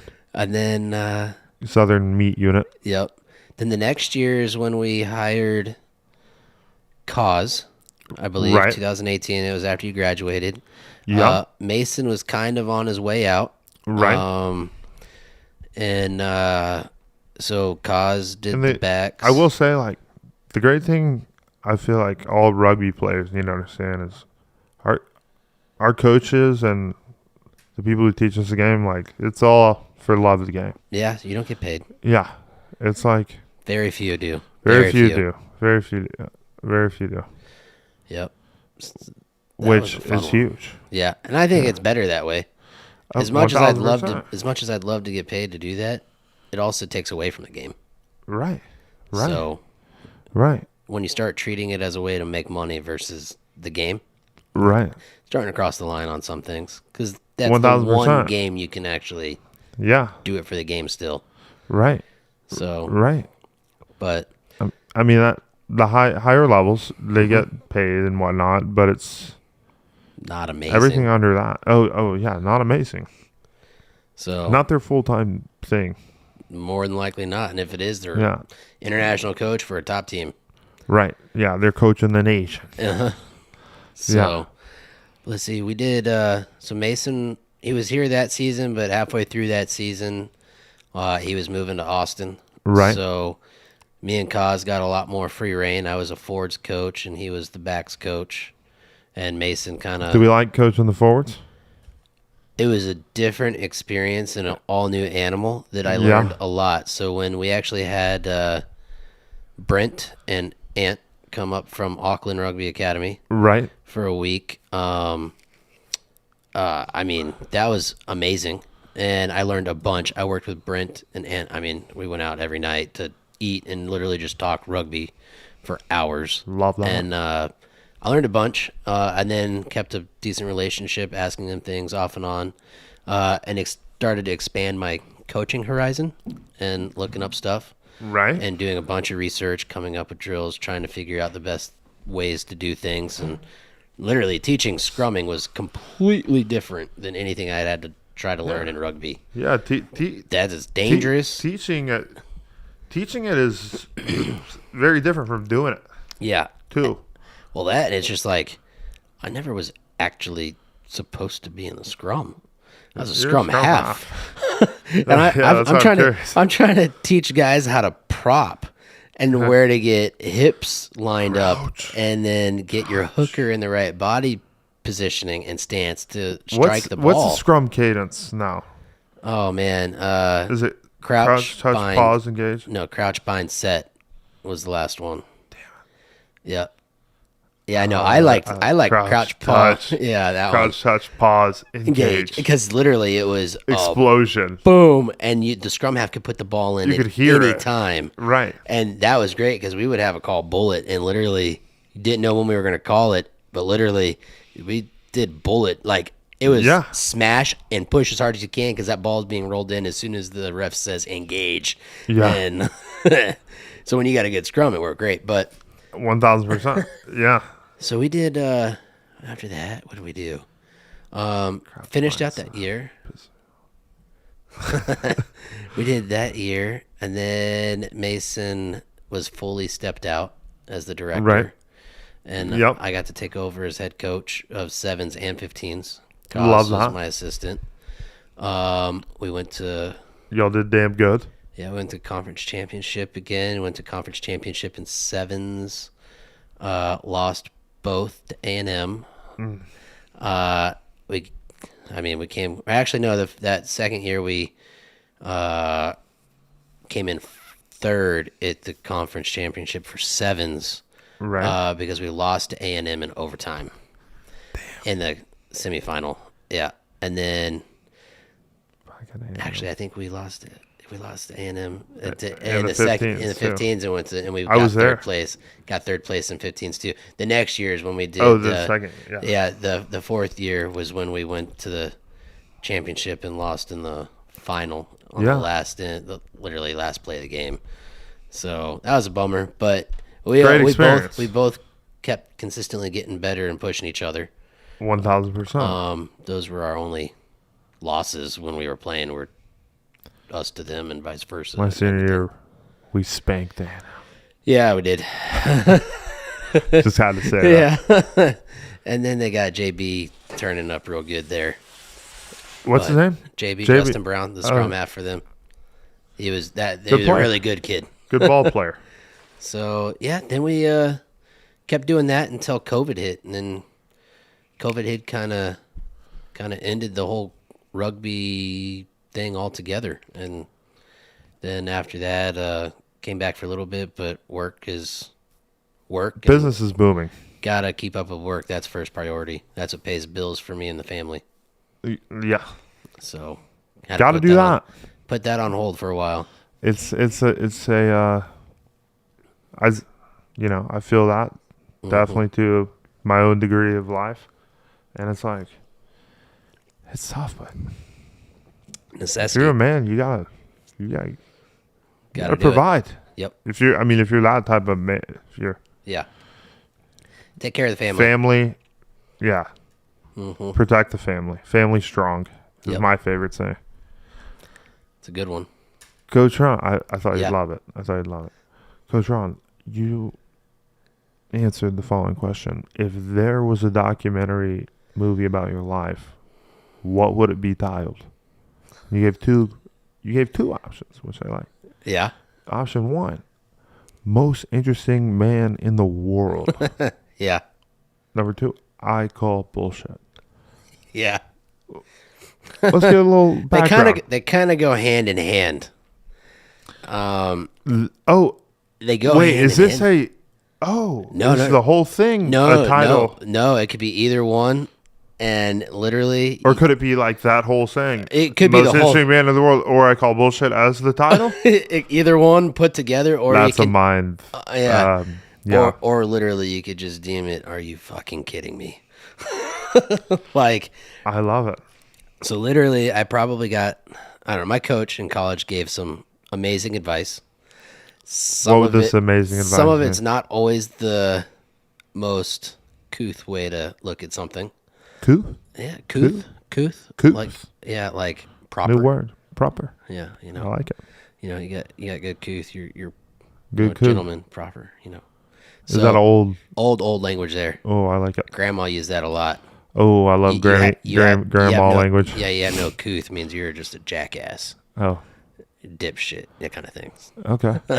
So I love it. No manners. So get some manners. Gotta have your manners. Yeah. So let's see. Some reasoning? So one of his first things he always said was time or place. There's a time and a place to be serious, time and place to let loose, have fun. There's a time and place to, lock in. Yeah. Like everything. You have to read your situation and know what situation you're in to know what you can do. Yes. And I mean, he preached that and preached that and preached that and preached that. Then I fully agree. One of the other side ones was, more or less, stories are always the best thing to look back on. Well, I agree with that. And so, I mean, 20-year-old me, took that more or less, and combined it with my buddy Derek and stories over standards. And if it's something, and it goes with if you can laugh about something the next day or tell a story about it the next day or in a year or 10 years from now, right? Just say yes and do it. Have fun. Yeah. You only live once. Right. So do it for the story. Anytime we got presented with opportunity, no matter how fun, dumb, idiotic. I could do it for the story. Exactly. Every time. Every time for years. So I 1000% agree. Would y'all say do it for the story, or did y'all have a saying? Oh no, I just straight said stories over standards. Stories over standards. Stories over standards. Yep. So I that was like, because I used to do shit like I jumped off this massive cliff that I would never would have jumped off of. Probably wouldn't even do it right now. Yeah. And I was just like, do it for the story. Yeah, I did that all the time. I mean, I can't even count the number of stupid things I jumped tried. into a lake. It wasn't a a non. It was a lake jumping scenario. Yeah, we did. I mean, so the stories. I mean, it literally, you'd be like, "No way you did that," or you're totally calling BS on that story. Right. Everything. I've got multiple sources of evidence of anything dumb, idiotic awesomeness that I did. Got proof. Got receipts. Yeah, like mom calling me to get back into place in the middle of a pool party, because helicopter cops are breaking it up. Right. Bouncing at the football house for the football team when we've got a couple thousand people at this party, and literally SWAT shows up with riot shields to break the party up. SWAT showed up. Yeah, well, with riot shields, because it was getting crazy. A couple thousand people at a house party? That's like bonkers. Me and my buddies hid out in a closet in the house. We're the only ones. Did anyone encounter the SWAT? Yeah, a lot of people got was it MIPs, minor in possession. Yeah. Yeah, and then a couple people got arrested. For stupid stuff. I don't know. I didn't never pay attention because I hid. I wasn't get. If I had to call my mom and dad and tell them I was in trouble, and I was not allowed to come home. I was not going to make that. I was going to sit my butt in jail if I did something dumb enough. But I made sure. I'll live in jail. Yeah, I made sure I never did anything to get caught. And if I did something dumb enough to where I could get caught, mom is scarier than jail. I ran. Yeah, mom and dad are way more scary. Way scarier than any guy I could ever meet there. Right. The only thing, just not to get into too many details, but I'll say the only thing. If I were to think about in a, jail type facility, would be, what's my mom gonna do? Yeah, I'm gonna be. Yeah, no, my ass is grass. My ass is grass. That's the saying I grew up with. You do this, your ass is grass, or do not call me if you're sitting there. You just sit there. Right. So, no, I ain't getting in no trouble. So, but then most interesting, man. I've got. I don't know how many stories you could put together. I mean, it's hours. Me and my buddy Derek. We've had 3 near-death accidents. Yeah. All in 1 year. Those 3 are all in 1 year. No shit. Yeah, like 8 months. Can we get the cliff notes? Yeah, first one was an ATV accident while I was working. Okay, walk us through. Is it a foggy morning? Or? It was that first year I was coaching you guys. Okay, 2017? Yeah, nope. Man. Actually, no, it wasn't. It was if these bring up rough memories. It was a little bit later, because I think it was right before I went through my... No, it was later. It was 2019. Are these scenarios are good to talk about? Oh, yeah. Yeah? 2019, that was the year of my debacle of a life. Well, I wouldn't say that. I learned a bunch, a lot of lessons. Gotta have those years. And literally, we all have those. It was March. If you haven't had them, you've got a lot to learn. Yep, it's coming. It always comes. It'll come for you. And so I was out on a job in Marble Falls. Nice spot. Oh, beautiful out there. Love that area.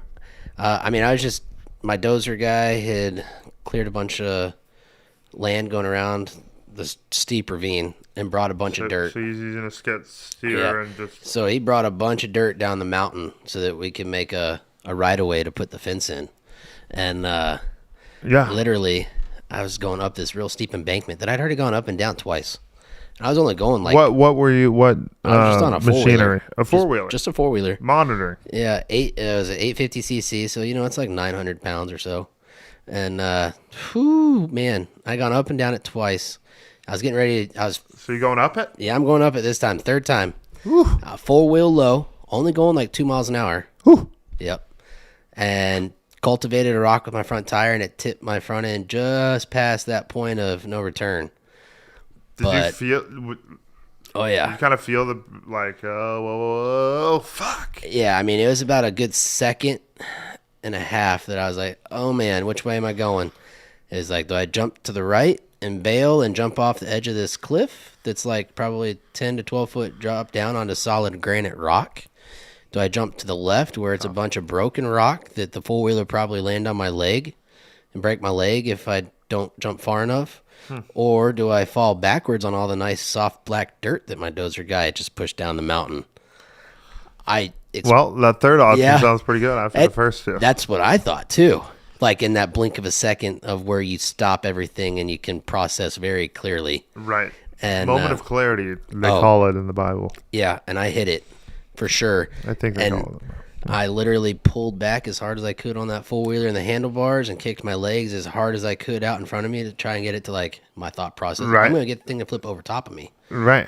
Well, I didn't incorporate the whole falling 10 feet down. Yep. Hard to hard to do the math on that.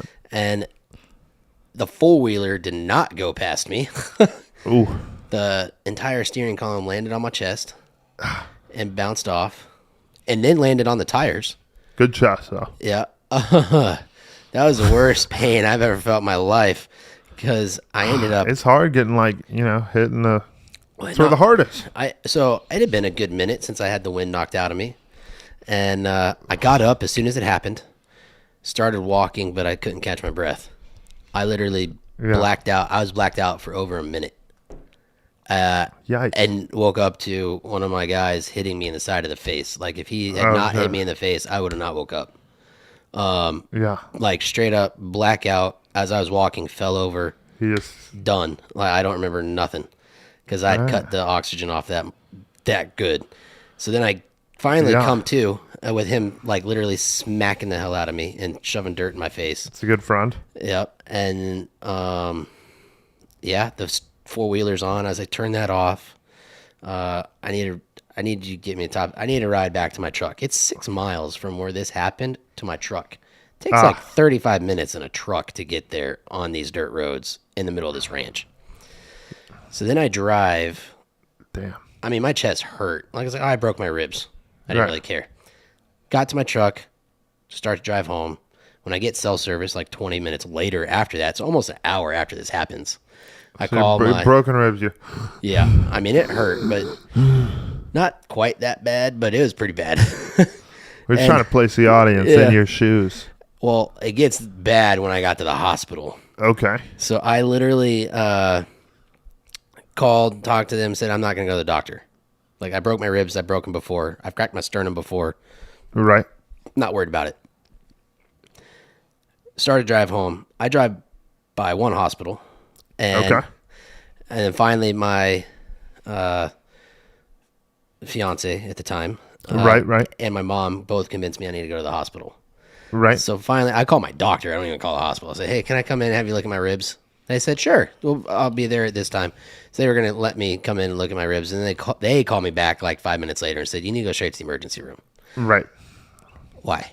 Well, you need to get MRI, make sure you don't have internal bleeding. And I was like, okay. I don't think so, but okay. Right. Sure. So I drive my happy butt all the way back to Waco, the Hillcrest. Go to that hospital emergency room. Yep. Well, you know what? I get in there, and that's the fastest I've ever been through the emergency room. I didn't even have to sit down in the seat. Oh. They took me straight to vitals, and from vitals, I crashed. Damn. Like, within 2 minutes of getting to the hospital. Was this good service, or was this you being almost dead? I literally almost died. They were talking about putting a central line in me at one point, and I was like, no. Wait, do I need to call somebody to come here? What's a central? Oh, they couldn't. Tube. They needed to do like another... Open the chest. Not chest, but they needed to put IVs into my chest because pain medicine wasn't going to get to me fast enough. Yikes. I was like, oh, no. I hate needles. Yeah. Yep. And I was like, I'm not doing that. But I had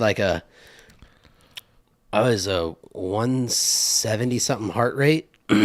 Mind you, this is 4 hours after the accident happened. Right. 170 heart rate. That's pretty high. Or 155 heart rate with a 175 over 130 blood pressure. Oh, shit. Within 1 minute of the first initial vitals, I was down to a 55 heart rate with like a 70 over 40 blood pressure. That's crazy that they can do I literally went from being okay to I said I don't feel so good, and that's when they freaking dropped the gurney and said we're going to trauma room now in the emergency room. And I was like, do I need to call somebody? Like, you came here by yourself? I said, yeah, this accident happened 4 hours ago. I just drove myself here. Yeah. And they're like, yeah, this is like, I was like, Siri, call mom. Yeah, they're taking me to trauma surgery. You guys might want to come down here. Bye. Yeah. I mean, it took... At least you let them know. It took a ton of morphine. They wouldn't release me until after my heart rate came down under... Or my blood pressure came under 135, which took 5 doses and an hour and a half of morphine, of doing it to come down enough. But I ended up splitting my ribs long ways. Not in half. Like, they split in half the long way. And cracked my sternum. Did not know you could bruise your lungs. I completely bruised my lungs, bruised all of my ribs. Tony Romo did that. I had tons of hematomas in between my lungs and my ribs, all the way around. I had crazy lumps everywhere. That was the most pain, though, was 2 days later. And I think my heart rate went up during you saying that because my activity circle just did the little. Hey, you're active. Do I used to.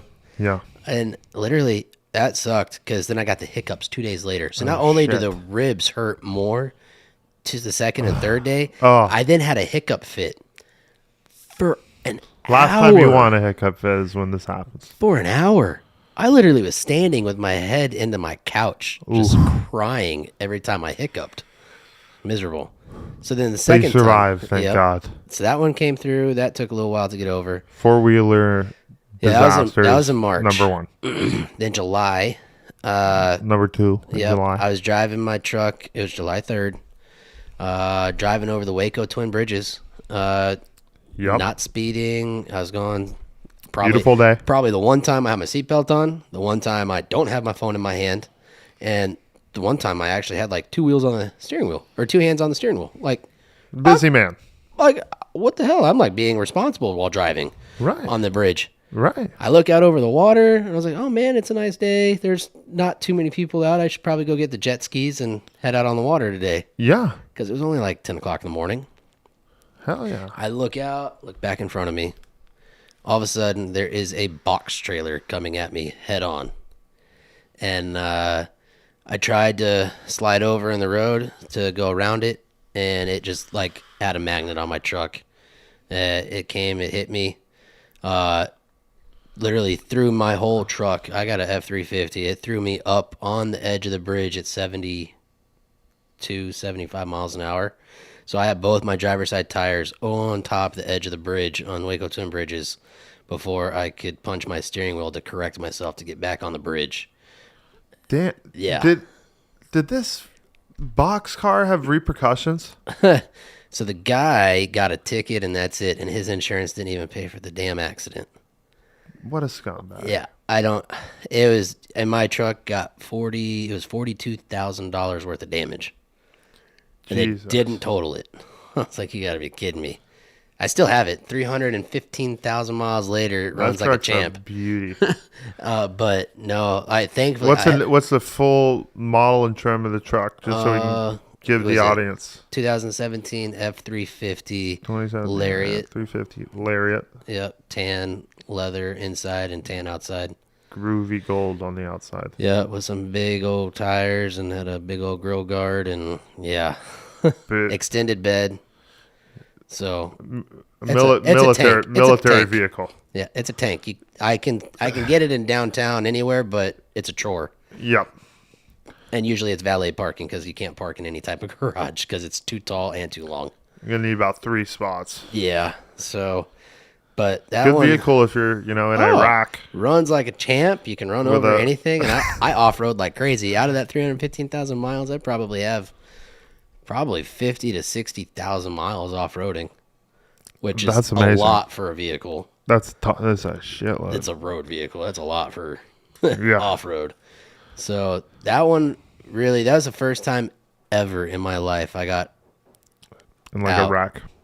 I've been in a wreck, but right. I got out and I looked over the edge of the bridge and I just like...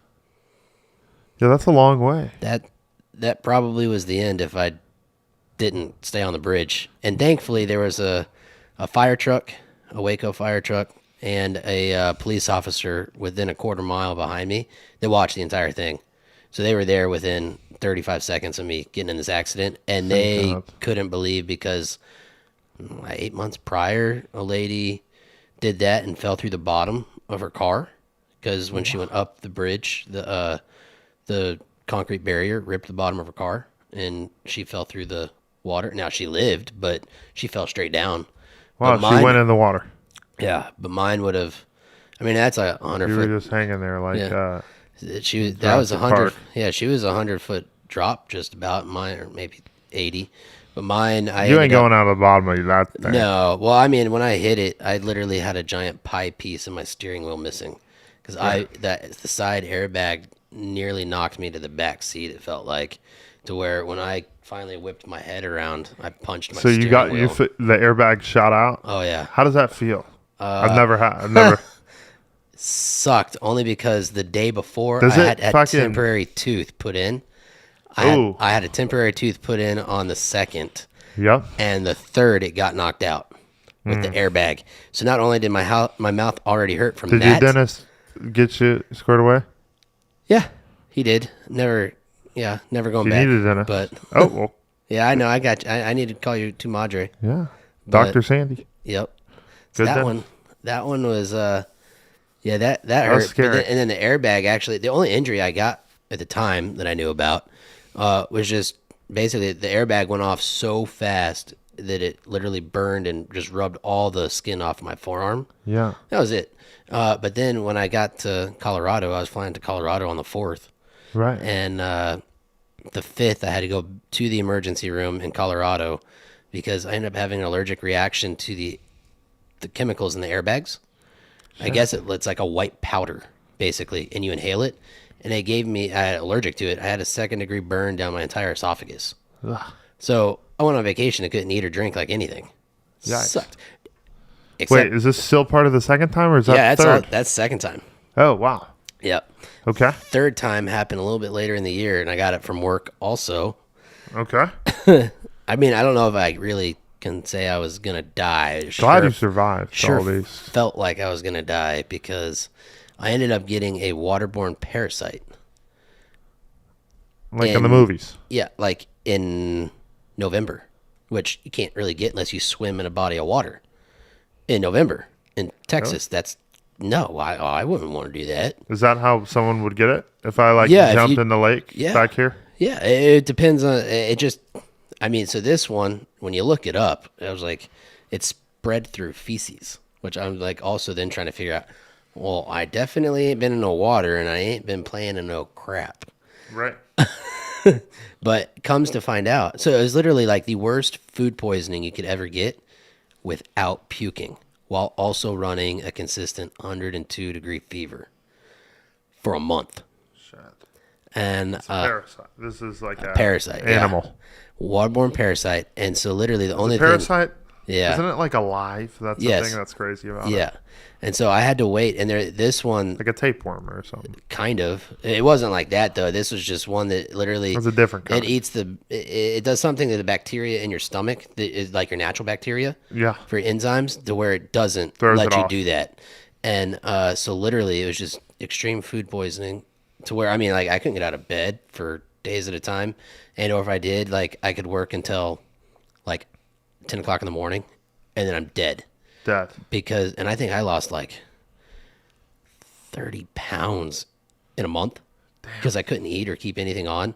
And they just said I had to like you had a parasite. Tough it out. Well, I finally went back to this client. And he's like, I thought you died. I said, I sure felt like it because I was going to do a final walk-off on this project.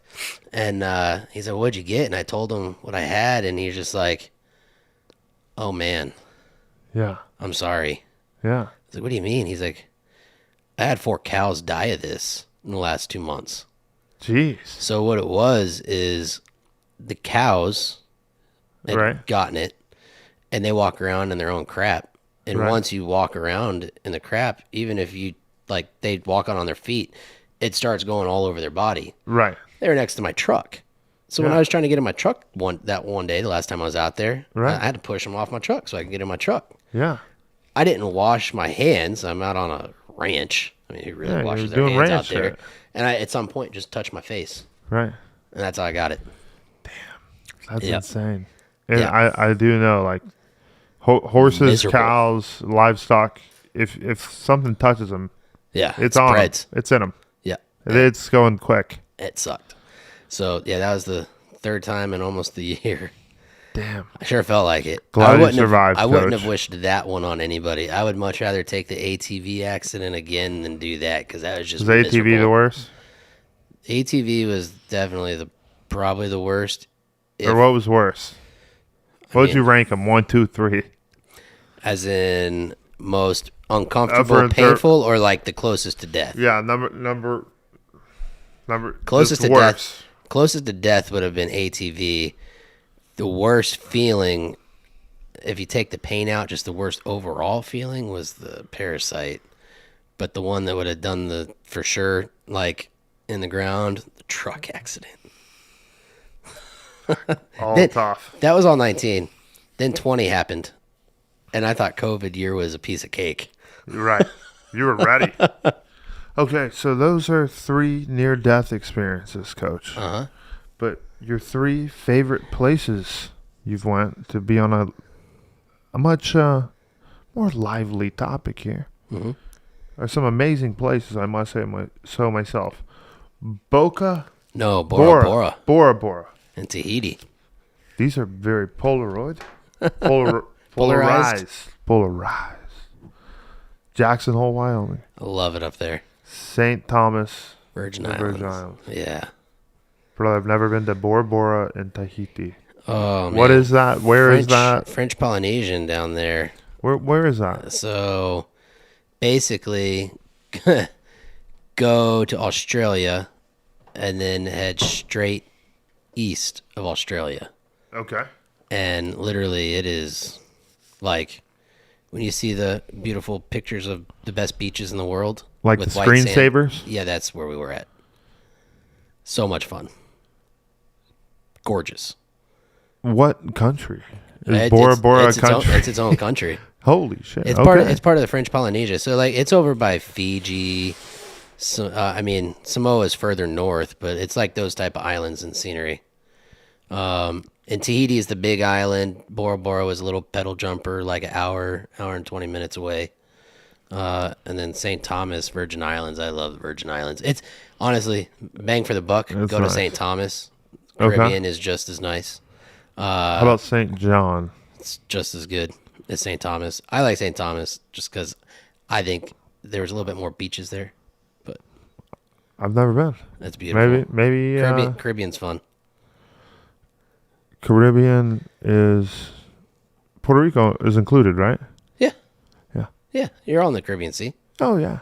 But Been Puerto Rico a lot. Yeah, it is there. But then I love the mountains. Jackson Hole, killer. That's if I could retire one place, it'd probably be there. I've seen some pictures. Oh, Seen some mooses. They got moose there. Beautiful up there. They got everything up there. Bear, cougar, tiger. I mean, maybe if you could import the Siberian tiger there, import it. Do you think there's one tiger in a wild one? It's somewhere in United Jackson? States? Oh no, United States maybe. Yeah, there has to be one in the United States. Go to Oklahoma. You could probably cut a fence and find one up there from the Tiger King. Oklahoma, I feel like, is where it would probably be if there's one that's just in the wild. Yeah. Do you think we have a pure wild family? No. None. They would have been shot. There's too many people out here in this area of the country to. Apparently, I don't know. I saw a documentary on. It's like in Mongolia or some shit. But. Yeah. Oh, yeah. There's some over there. Right. But you're not even allowed to hunt big cat. If you get caught shooting a cat in the States, it's federal prison. Really? Yeah.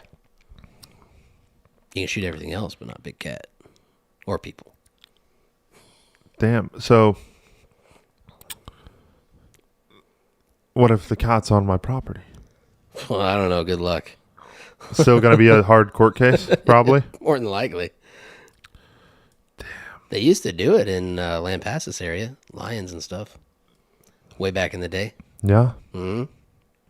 Well, I mean, there's mountain lions and there's, those are an actual thing. They had like legit African lions, though. Fuck. They were doing Simba, that. Or Mufasa. Shout out Lion King. Yeah, great movie. Brother, stories over standards. Yeah, that's a terrible one. Don't tell your kid. Don't tell your kid. Hattie, we love you, honey.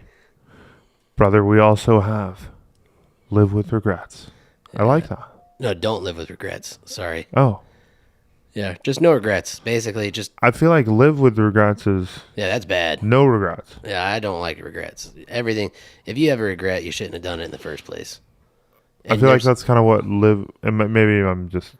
That's live with regrets. I probably meant to say... Or don't regret it. Yeah, no regrets. Live with no regrets. Yeah. Live with no regrets. Yeah, I filled out this questionnaire on my phone. You did it's amazing, brother. You did great. Yeah, no, I've always just said, do everything you want to do with a purpose and don't look back. You can tell a story about it. You can, if it's bad experience, you learn from it. If it's a good one, it's a fun story. There's always something that can come out of everything. So it's a matter of how you turn it. And I've been in a lot of situations where people would say they regret it, but there's always a silver lining. 1,000%. It's a lesson or a blessing. Mm-hmm. I think I may have used that earlier, but I'm using it again. It's a good one. It's always true. Lesson or blessing. No losses. Mm-hmm. All right, Coach. I think I'm going to get some Would You Rathers going. Ooh. How's that sound? Uh-huh. Sounds dangerous. I'm just going to say we're going to take a quick commercial break, and we'll be right back fired up for the Would You Rather segment.